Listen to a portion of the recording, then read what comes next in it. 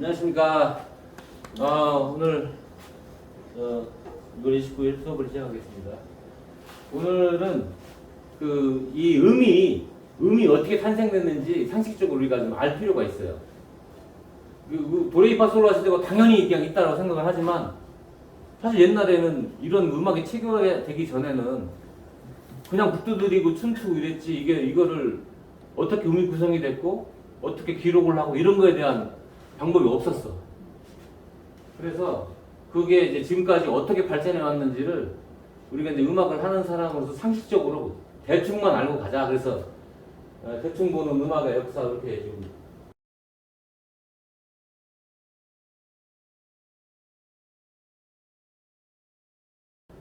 옛날 고대에는 그 음악을 기록할 수 있는 방법이 없었어요.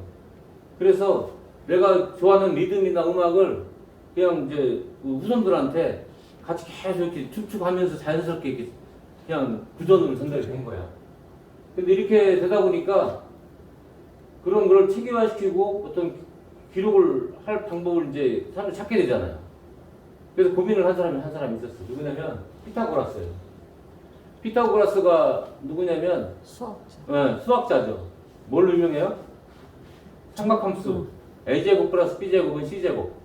직각삼각형의 그 길이의 그 B가 이제 피타고라스 정리인데, 이 피타고라스가 예전에 이렇게 길을 이렇게 지나가는데, 그 전설인데 그런 게 있어요.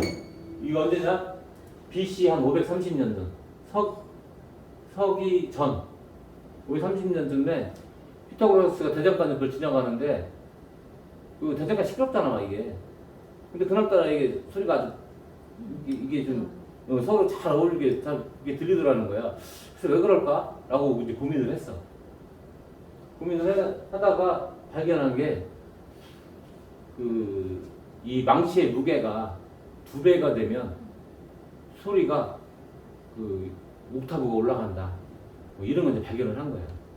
그래서 이제 피타고라스에 의해서 뭐가 완성이 됐냐면, 피타고라스 음계가 완성이 됐어요. 피타고라스 음계는 뭐냐면, 피타고라스가 이렇게 보니까 음이 주파수, 음을 뭘로 표현해? 주파수 표현을 하거든? 주파수가 정수의 비율로 이렇게 어울릴 때 가장 잘 어울린다. 그 중에 가장 잘 어울리는 뭐냐? 3대 2의 비율을 가진 음인데, 그게 뭐냐면 솔이에요, 솔. 5도 음이에요.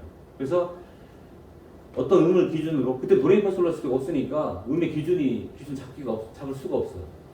어떤 음에 5도 음을 딱 3대 2의 비율로 주파수를 바꿔가지고 울려보니까 이 소리하고 다시 쨍 울리기 잘 어울리는 거야. 그래서 이 음에다가 이 5도 음을 쌓고, 이 음에다가 또 5도 음을 쌓고, 이 음에다가 또 5도 음을 찾고 이렇게 찾다 보니까 지금 우리가 쓰고 있는 도레미파솔라시도가 딱 나온 거야. 근데 이제 5도 쌓고 이렇게 해서 올라갈 거 아니야. 이거를 다시 옥타브를 내려가지고 이렇게 채워놓다 보니까 오선지에 도레미파솔라시도 음이 딱 나온 거예요. 그래서 피타고라스가 그 음계를 완성을 했어.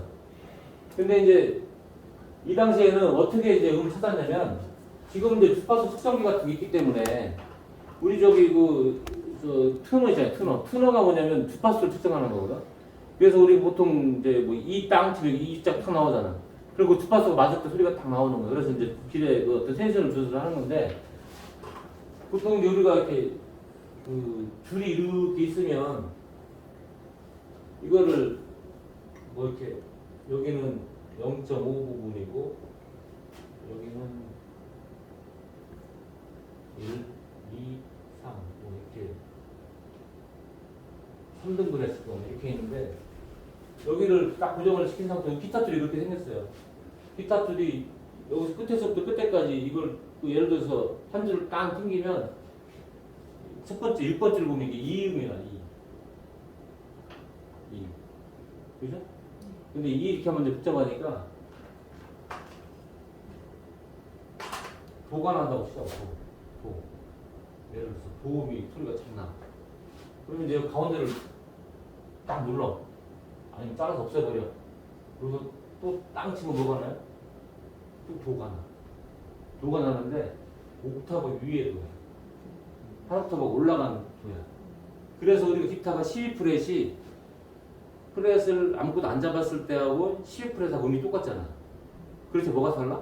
옥타브가 달라. 그래서 옥타브가 올라가는 거야. 그 3분의 2 지점을 딱 누르면 솔이 나오는 거야. 솔.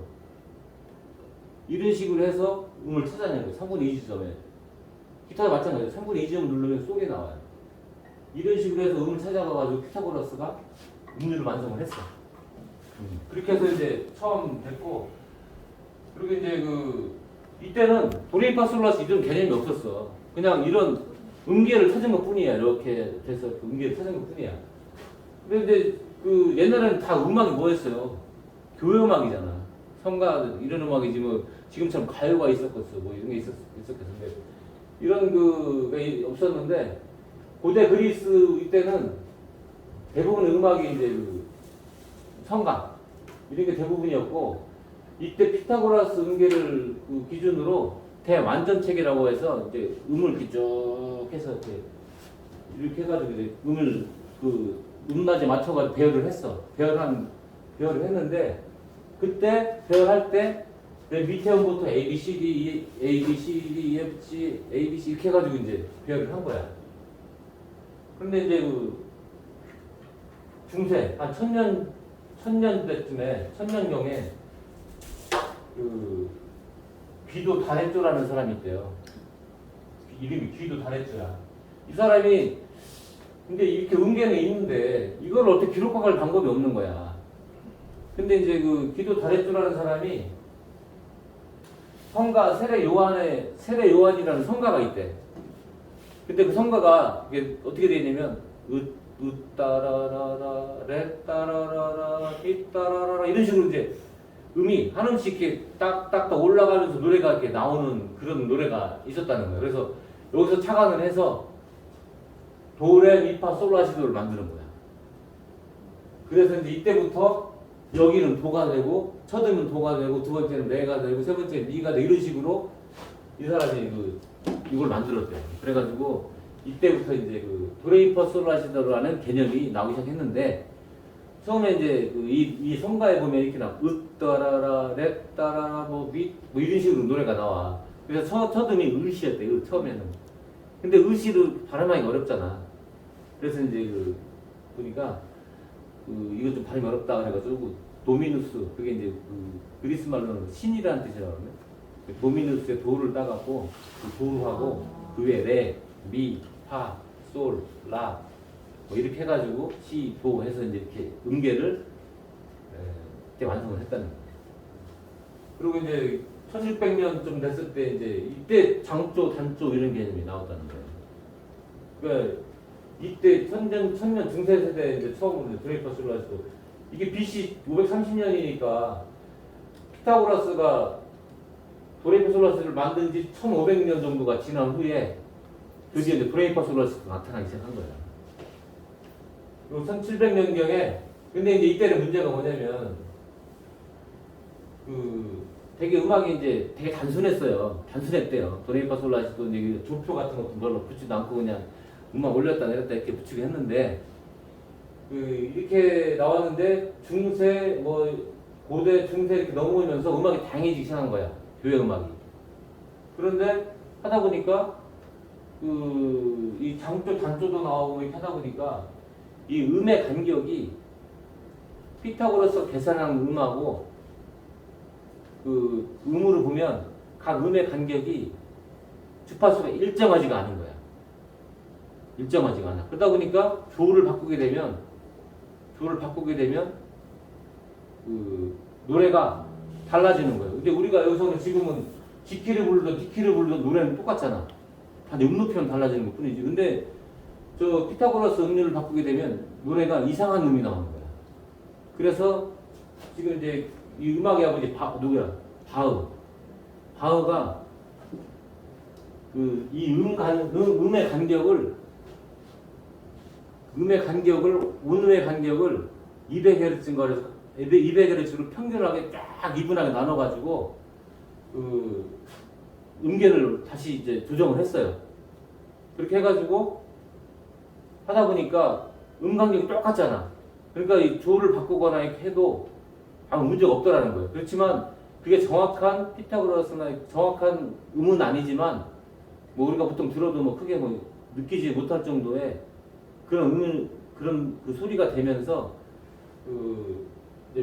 이 주파수를 평균율이라는 각 그 음의 간격을 평균적으로 딱 나눠가지고 1200으로 했잖아. 각 음의 간격을 100으로 쫙 나눠고 1200 간격을 나눠서 일정하게 나눠가지고 음을 배열해서 이제 그 어떤 음계를 완성을 했는데 그 음을 가지고 바하가 처음으로 이 12키에 맞도록 뭘 만들었냐면 클라비아 음악집이라는 걸 만들었어요.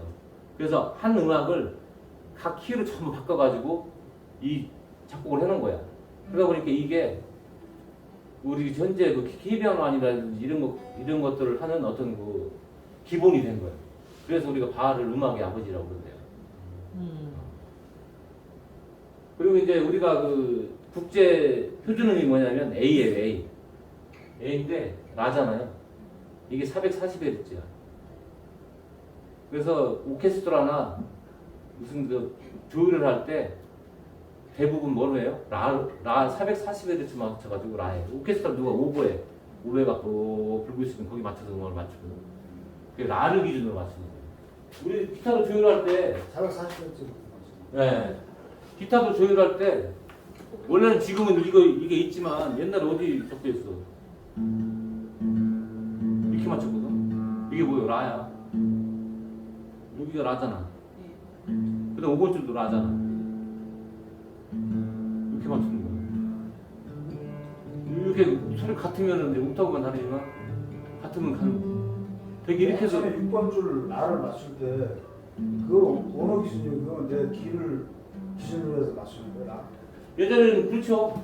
왜냐면 주파수 측정기가 없잖아 우리가. 그러니까 옛날에는 이렇게 여기 이렇게 해서 맞췄는데 그러면 이게 라인지는 이제 내가 감으로 하는 거야. 그렇죠. 그 기준에 맞춰서 가는 거야.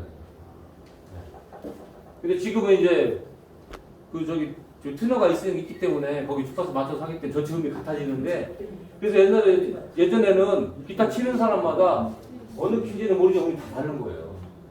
그리고 오케스트라도 똑같은 악보를 연주해도 음높이가 약간 다 차이가 있는 거예요. 왜냐면 튜닝 기준음이 441Hz 맞췄다가 뭐 435Hz 맞췄다가 뭐 430 맞췄다가 415 맞췄다 이렇게 여러 가지 라음을 기준으로 맞추다 보니까 똑같은 음악을 연주를 해도 이 오케스트라는 조금 높고 이 오케스트라 좀 낮고 뭐 이렇게 음악이 달라져요.